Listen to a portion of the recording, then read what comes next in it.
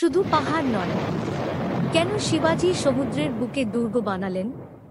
সিন্ধু দুর্গ আরব সাগরের বুকে এক অদম্য প্রতীক। এই কেল্লা শুধু পাথর আর চুনের দেয়াল নয়, এটি এক সাহসিকতার কাহিনী।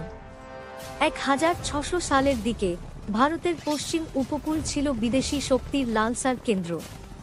পর্তুগিজ, সিদ্ধি আর ইংরেজরা সমুদ্রপথ দখল করে ভারতের বাণিজ্য আর স্বাধীনতাকে গলা টিপে ধরতে চেয়েছিল।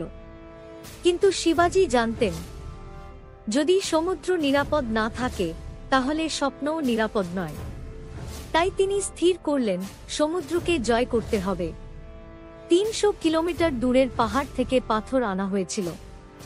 হাজার হাজার শ্রমিক দিনের পর দিন সমুদ্রের ঢেউ উপেক্ষা করে এই দুর্গ গড়েছেন। কারণ এ কেল্লা ছিল না শুধুমাত্র শত্রুর বিরুদ্ধে ঢাল, এ ছিল মারাঠা নৌবাহিনীর আত্মবিশ্বাসের অটল প্রহরী। যখন ঝড় আসত, এই দুর্গ দাঁড়িয়ে থাকত যেন শিবাজির অদম্য মনোবল।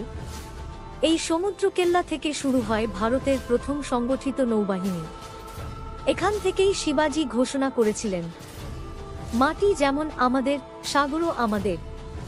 সিন্ধু দুর্গ ছিল স্বাধীনতার দীপ্ত প্রতিজ্ঞা, যা শত্রুকে জানিয়ে দিত, মারাঠারা সমুদ্রেও ভয়হীন।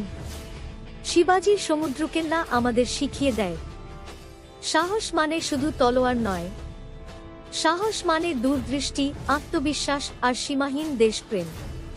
শুধু পাহাড় নয়, তিনি সাগরও জয় করেছিলেন।